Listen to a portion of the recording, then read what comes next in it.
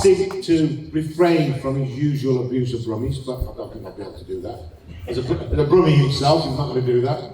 But what an amazing man, and what an amazing career he's had. You got the opportunity to buy his book and sign his book, but I think his story tells itself as he goes through. We've got a YouTube video as well, which he presented at Afzal. So some of the stories that he told there, we'll be able to share with you. But let's have a massive, massive round of applause for Nazir.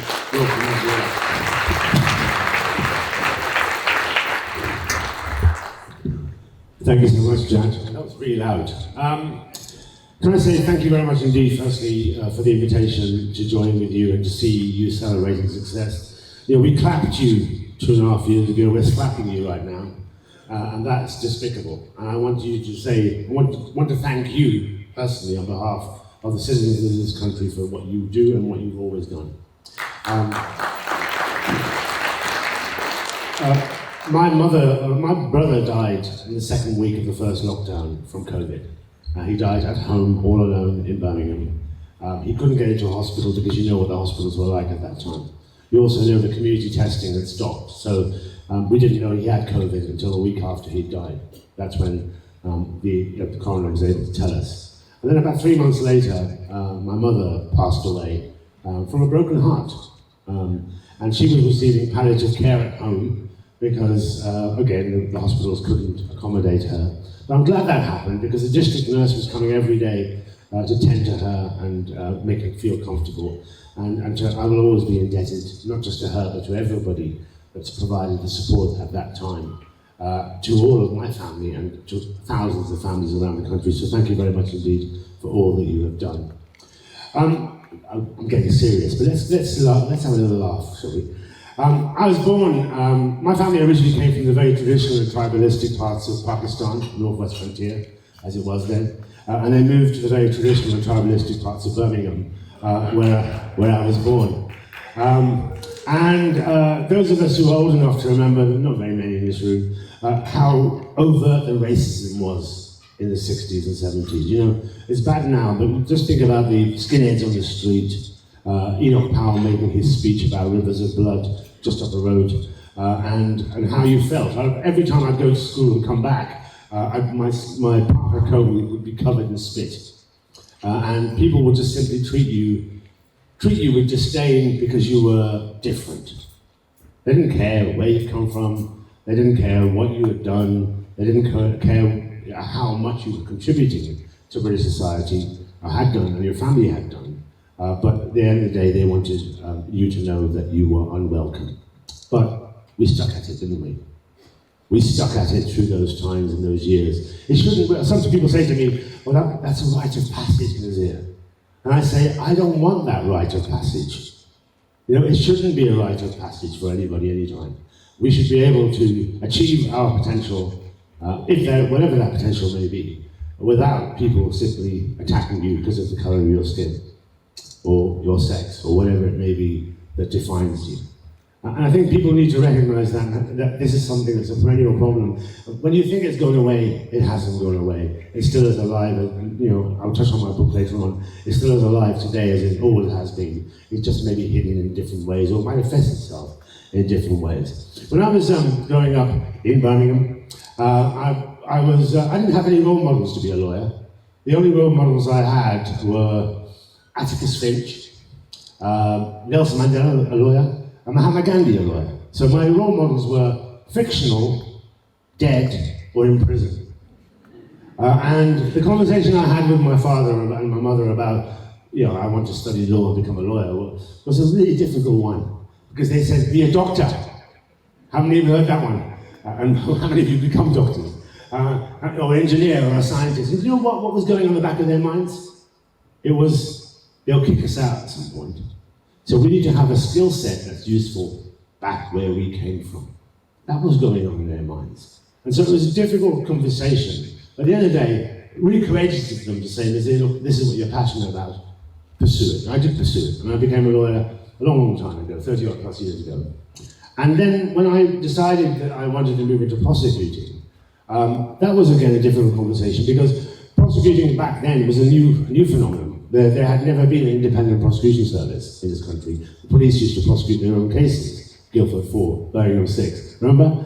And so the idea that there should be an independent body looking at the cases before they moved into court was a pretty brand new thing. But what it did was, again, subjected to enormous amounts of hate from different places. Judges hated us. Judges did not want proper professional prosecuting lawyers in that courtroom. They didn't want us. The police didn't want us, obviously, because most of them felt that they'd lost their power by giving us the power to prosecute these cases. The defense community didn't like us because we were taking all their best lawyers, or some of their best lawyers. The public hated us because we didn't have digital files back then, we had paper files, and we were losing files because we didn't have the proper admin, we didn't have the resources. Maybe it might resonate with you, but when a government set up something, they tend to set it up without the proper resources to do its job. And so we weren't able to do our job. I remember having a conversation with somebody called Keith Faz, remember him?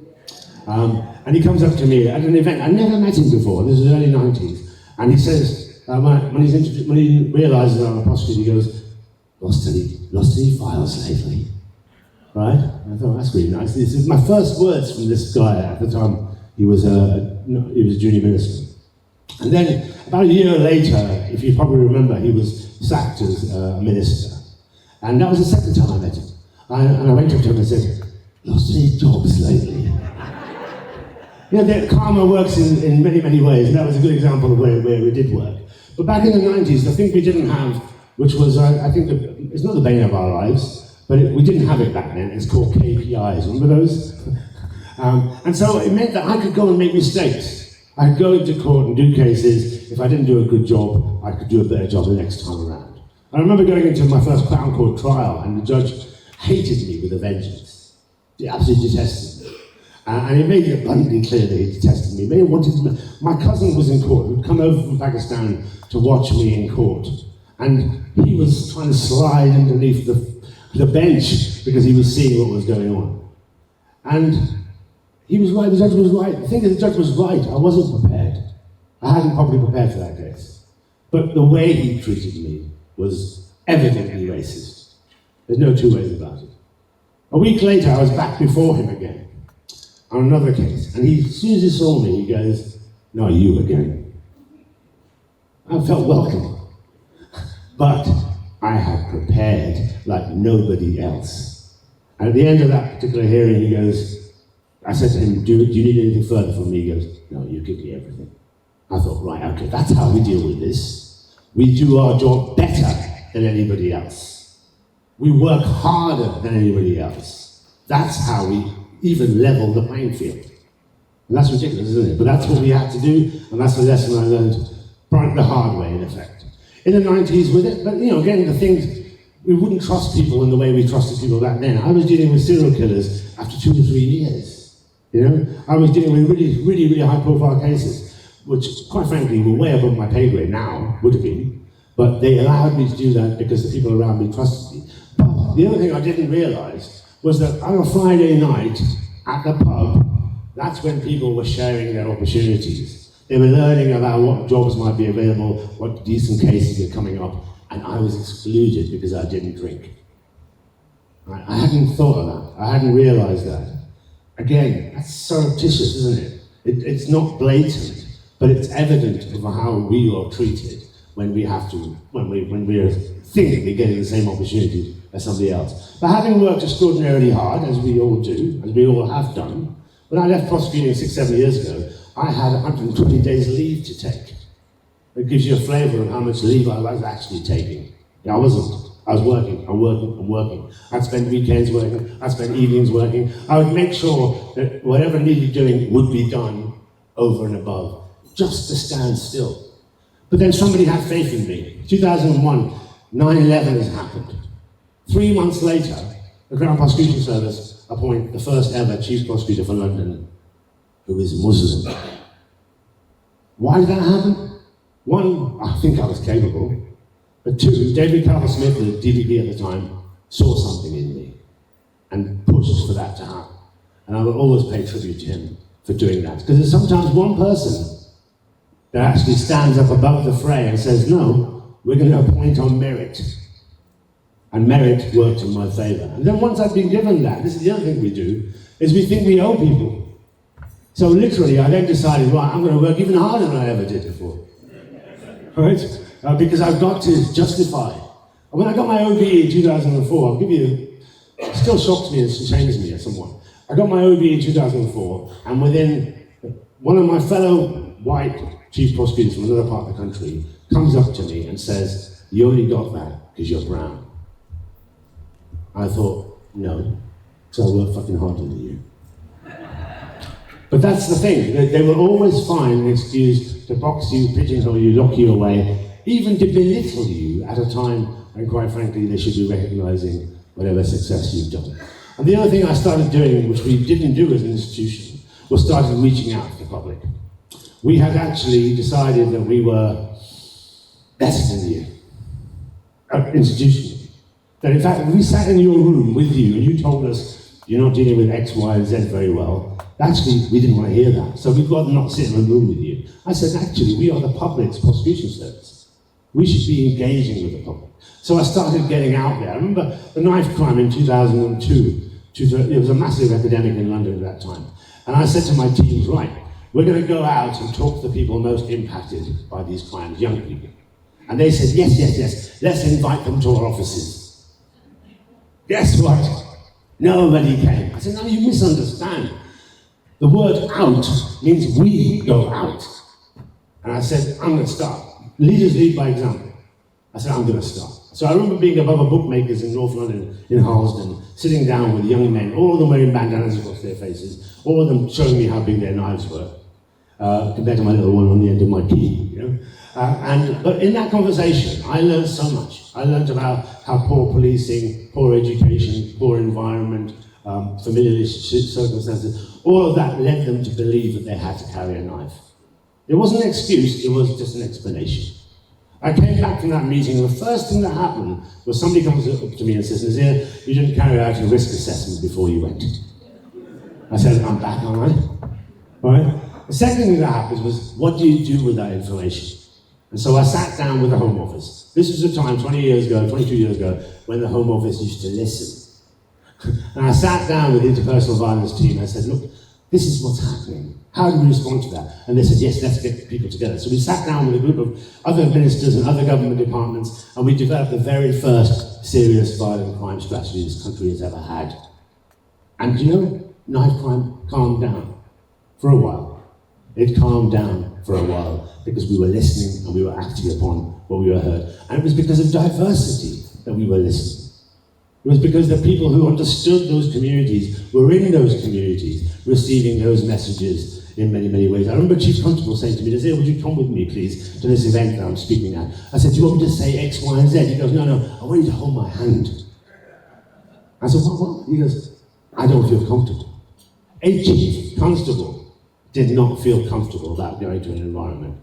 He only felt comfortable if somebody who looked a little bit like those people was in the room to be able to provide him with some reassurance. And I started dealing with gypsy and traveller communities, and I did it the wrong way. I did an interview with the Independent newspaper. The front page was gypsy and traveller community has massive amounts of forced marriage, and I got death threats. And again, what do? Well, I found out there's a network, gypsy and traveller network, based in a caravan in Leeds. I went to this caravan in Leeds during one afternoon. And I sat down with them and they said, look, Nazir, everything you say is true. This is how you said it. What you did, by doing an interview the way you did it, rather than speaking to us, what you did was give the far right, the people who hate us, evidence or whatever it is to be able to attack us. I said, you're absolutely right.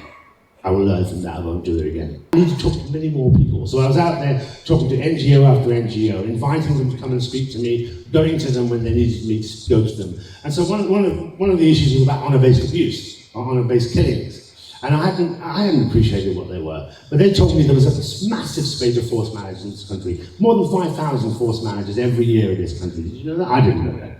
And they said, can you convene something? They said, when nobody else is listening to us, can you listen? They may listen to you. I said, fine. All right, I'll organise a national conference. And I organised a national conference. And I decided to do that in Westminster because I wanted parliamentarians to come and listen. And guess what? Parliamentarian said, nah, we're too busy. Probably watching craft porn or something, you know? I said, no.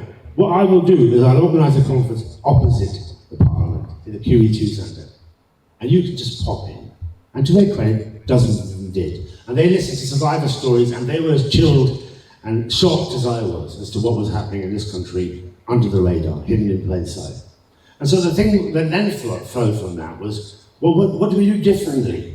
By the way, I thought it was the first conference on forced marriage and honor-based abuse in this country. I did not know until a bit later from the US State Department that was the world's first conference on honor-based abuse and forced marriage. Just to show where we were, how we were leading, but we did not even know we were leading.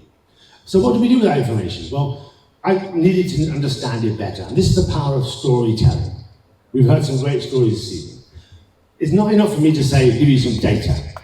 You know, the number of killings, number of forced marriages, number of terrible crimes that occur. It's stories that impact on you. So why did poor Heshi Jonas have to die?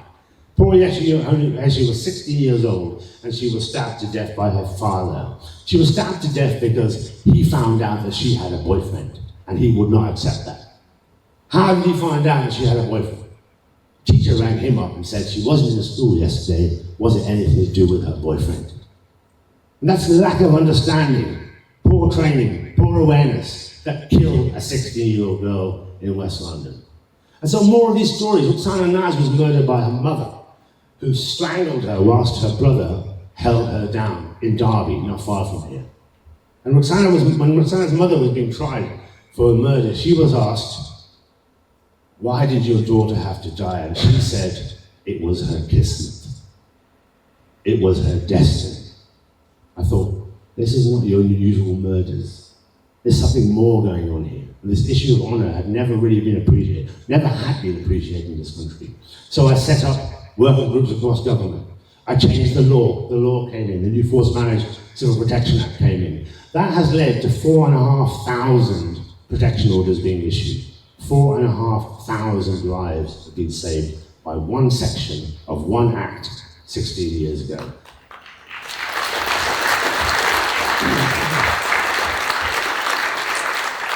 And shockingly, that was not going to become law. It was a private member's bill, and the government at the time weren't keen on it because you know what? It would cost £2 million a year to implement it. And I said to the Attorney General, Peter Goldsmith, do you know how much it costs to investigate one homicide? £2 million.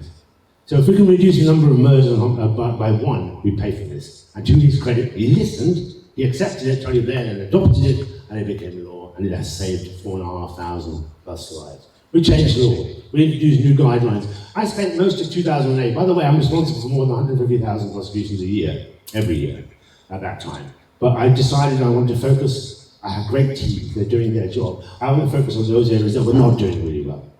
And so I spent 2008 going around the country, understanding, or trying to get organizations and institutions around the country to understand their responsibilities here.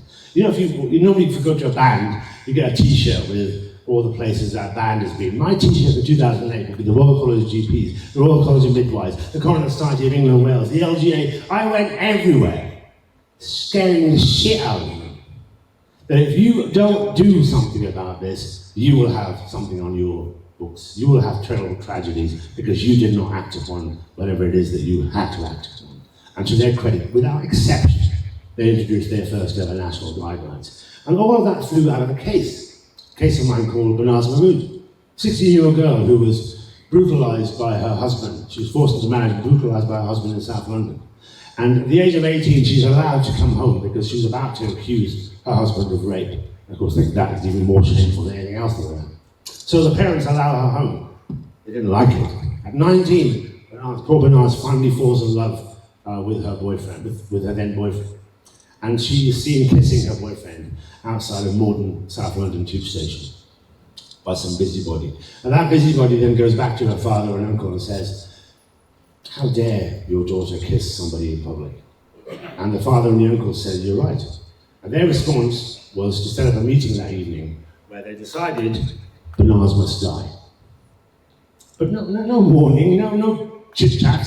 Banaz must die. We have been so shamed by what she did. So, a short while later, she's grabbed by a man or men on the street, she's abducted, she's strangled. Before she's strangled, she's raped. We know that because we put a listening device in one of the perpetrators' business, and we heard him say that he raped her because he wanted her to know who was in control before she died. We convicted 3 men straight away. We then convicted 2 men who had fled to Iraq, and we got them back. 5 men are in prison now for the murder of a 16-year-old girl, or 18-year-old girl, for kissing her boyfriend outside of a tube station. That is what we're up against, and that's what we're up. So we've now changed the law, we've changed policies, we've started saving lives. And then when I dealt with the grooming gangs, as you're familiar with in Rochdale and other parts of the country, I always kept picking the subjects that nobody else wanted to deal with. And that's what good leaders do, you know? Because nobody else was going to do that. So when I brought that, if you watched the BBC film 3 Girls, that's my case. The guy who played me is much more handsome than I am, right? But that case changed. I think that's the point I wanted to make. Yeah. You are so much more handsome than that. Yeah, exactly that. So today was about you telling your story. It's also about our audience asking you questions. So if you're happy, you can do a quick summary, but I've written a quick summary for you if you want. Just let me tell you one final story because I think it sort of resonates. Why do we do what we do? I've got the shittiest website in the world, don't bother going on it. It has a contact though page, people contact me. And I got an email from a woman about 6 months ago, and it said, "Dear Mr. Afzal, you won't remember me. I was one of the victims of Stuart Hall, the BBC presenter you prosecuted. I now, 10 years ago, I now have terminal cancer," she said. "I wanted you to know before I died that my life began when you prosecuted me." That she'd lived all her life in trauma. She'd lived all her life not being believed, and now her final act was to tell me that she recognised what difference we made to her lives. And that's why we do what we do. We do what we do because we need to make a change, and we can only make a change by acting differently. Thank you. Nazir, amazing, absolutely amazing. And we will have him back. He's our friend, he's our colleague, he'll stand alongside us. And sometimes when people say, "I've got your back, Jack, I'm standing behind you," well, I'm not, I'm standing in front of me, so I know what you're doing. So, Nazir, amazing story. While you're thinking of questions, and my colleagues have got their mics and they're coming around the room, you get a chance now to ask your questions. Breaking glass ceilings, a colleague of me today, earlier, we had a seminar, and they talked about breaking glass ceilings. The thing about breaking glass ceilings is they shatter the glass, shower everybody below them, and they go, "Shit, it just broke the glass ceiling." So your answer to when you break a glass ceiling, how do you protect others behind you? Yeah. Well, it's networks. The fact that you have a network is absolutely the answer. If it's one voice alone speaking how badly they've been treated. I just did a review of London Fire Brigade, which you mentioned earlier on, and you have thousands of fire officers around the country who just don't feel safe in their workplaces, and they had never been heard before. Now they've been heard, and now the networks that support them will make sure that their actions are taken as a result of what they've captured. So it's networks that make a difference. But the other thing that needs to be said is the leaders in this room. We had this conversation earlier on. We sometimes climb the ladder and take the ladder with us. You know, what's good mentoring, good coaching is making sure that you don't take the ladder with you, because then you are supported. And currently, if you're on your own, that ceiling will break and it'll smash you and everybody around you. But if you're working together, no, it won't. So we've got a motto, and Afzal and Apna, lift as you climb. Please, colleagues, as you climb, take somebody else with you. You also said, you've got to work twice as hard. Unfortunately, you do. And that's a part of our lives at the moment. But let's make sure that our grandchildren don't have to work twice as hard. Listening to the community. Please, listen to our communities. COVID has taught us that. We did not listen in the early days to our communities. They were afraid of COVID. They were afraid of experimentation on PME communities. They didn't want to participate in their trials. Nazir's given an absolute brilliant example about that. We talked about it earlier. Forced marriage. I know Nazir's focused on forced marriage. Do not go away from here thinking about forced marriage and confusing it with arranged marriages. My marriage was arranged. If my wife was here today, you'd go, bloody hell, you're lucky. I am lucky. Because if I'd have tried organising myself, I'd have been like Nazir, I've had 3 marriages and been divorced. I've had 3 marriages. My first wife was Catholic, my second wife was Hindu, my third wife was Sikh. I think I've done my bit for multi-faith engagement. There you have it, you see, we're a double act. I've never been forced to marry. The power of storytelling. Please, everyone, take away the stories from today. Take away the stories from the Apna conference, because there's stories. What Chan told us at the last conference, what Kiran told us, these stories are still resonating from our conference. Please use those. You gave a really fantastic example about the business case of doing this, the financial case, £2 million savings when somebody challenged you. We in the NHS are weak in giving the business case.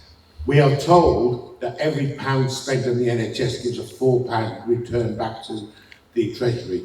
So why do they cut NHS budgets when they know there'll be a deficit of £4? Please go away with that. I'm waiting to see some hands up, please. Please put your hands up. Nazir, you're an amazing guy. Absolutely. Just touching on the book, I mean, my first book is being turned into a drama, by the way. If you think the actor playing me in 3 Girls was handsome, you just wait to see the actor playing me in the 8-part Netflix drama.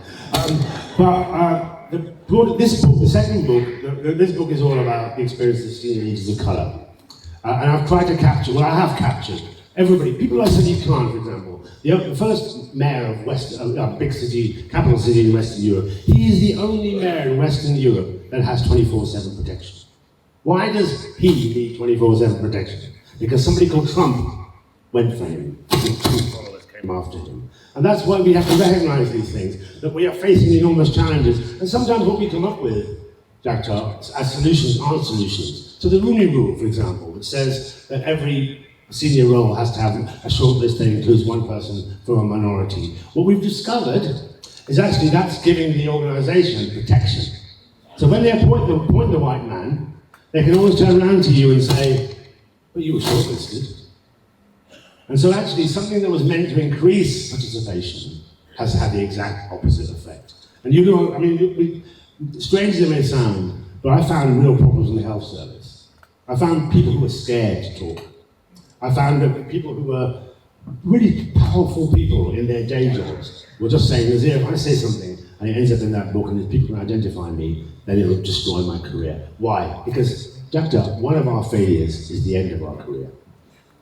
You know, you can point to England manager after England manager, white, who can fail at any... Tell us your Sam Allardyce story. Yeah, Sam's a great example. Sam Allardyce can get relegated 9 or 10 times, and when there's another post available, he'll be put forward for it. But when you put a black manager in a role and he fails once, you never hear from him again. And that's what we're up against. We're up against what is not a level playing field. Again, storytelling. So we know the pain.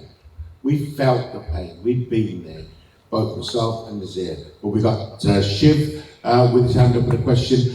Who's going to go after that? Asha? Anybody else, so we can get 3 in a row? 3 questions in a row, and Nazir will answer those. Or should we do 2? We'll do 2. Nazir, it was interesting to hear the recollections. Now, let me come to today's world. One of your colleagues is in the higher position. He is a leader of the Labour Party. Any recollections with him? Keir and I worked together for 5 years. I'll share a story with you which is relevant. After the Rochdale case, the far right came for me. Despite they should have been carrying me on their shoulders, given what I did, but I damaged their narrative. Their narrative being that every brown and black person is a sex abuser. And then when they found out the person who brought the prosecution wasn't, they came for me. And I mean they came for me. I had thugs, far right thugs, attacking my house. I had to have a police officer put outside my door for 2 weeks. I'd tell my little kids that the Prime Minister's got a police officer outside his door.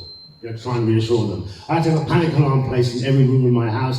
They could not go to school for 4 months without a taxi and security being taken with them. And I could not go anywhere. Keir Starmer, and I didn't know this at the time, he said to everybody, Nazir no longer has meetings between 3 and 4 because he has to do the school run. Nazir does not go to any national conferences because he needs to be at home overnight. He cannot be allowed to be away from home overnight. I did not know what he had done to secure me and protect me. For that, I will always be grateful. But it shows what you can do as a leader. Thank you. Nazir, I wanted to do something around forced marriages, and I wanted to educate healthcare professionals to look out for cues, to what were you looking for, where do we send them, how can we help these individuals. I didn't get the support that I needed from the NHS. It's too risky. Our communications department said, don't do that because we'll upset the communities. I said, but how many people are we going to save? So, I'm going to have to do it a different way. I'm going to have to think out of the box to do it. I think it's so sad. When we could be looking as a health and social care economy, we could do it through education, we could do it through our police and criminal justice system, we could do it through our healthcare workers who go into people's houses. They could pick this up really, really early.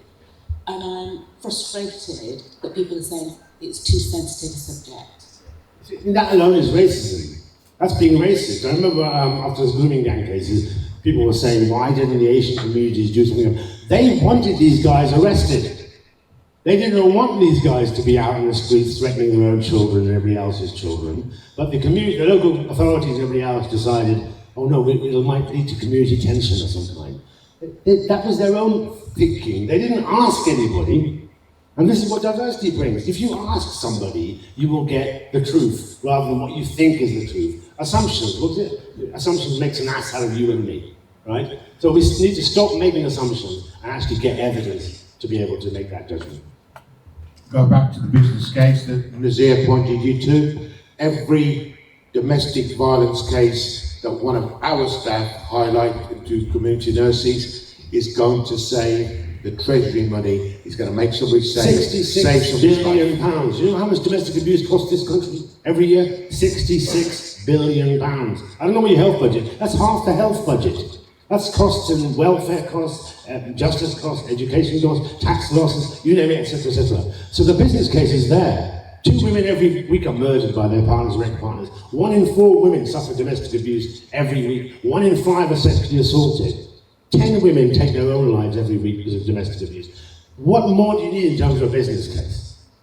I don't think I've ever been to an after-dinner speech that was so serious and so serious learning being had.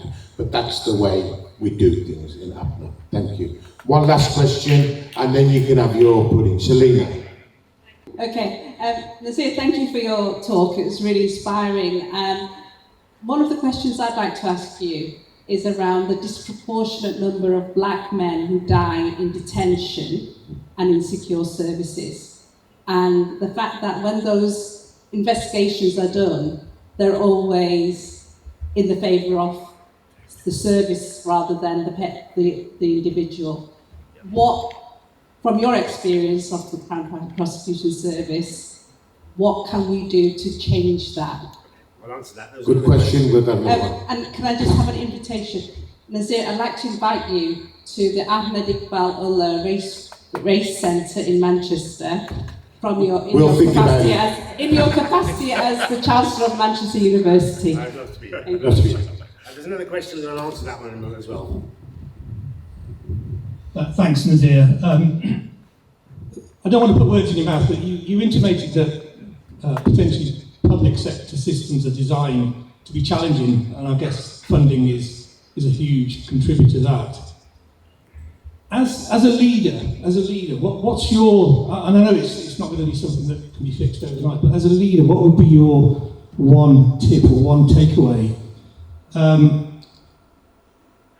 Because, as a leader, in one hand you need to look towards the civil servants and politicians and actually satisfy their needs and wants. And on the other hand, you've got a whole workforce that you need to motivate and really pull along with you.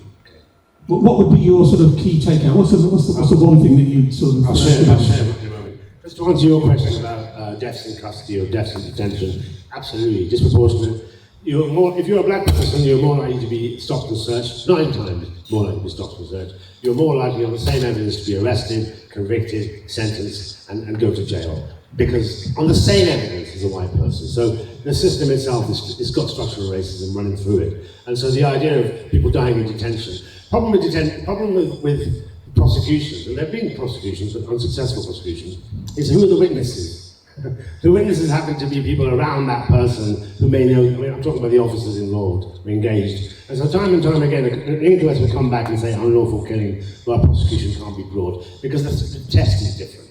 For a civil case, the test is on the balance of probabilities, more likely than not. For a jury, you have to be sure beyond reasonable doubt, and that's where the problem lies. But my point is around CCTV, is better technology, ensuring that people are present, have access to solicitors, where previously they don't, and I think ultimately whistleblowers. People within the force who are good people, the vast majority of good people, need to speak up about those who are like, for example, that man who killed Sarah Everard. People knew what he was capable of, but they never spoke out. So it's about whistleblowing, it's about proper structures in place, and ultimately changing community, our view about what's happening and tackling structural racism in the organisations. Now, the question you asked me is about what difference we can make. The one skill, and I picked this up from the Fire Brigade Review, by the way, that we lack, but we don't value. You've given awards tonight, and we always give awards, and it's great you give awards, but we never give an award for the best listener. Leaders who listen are the best leaders.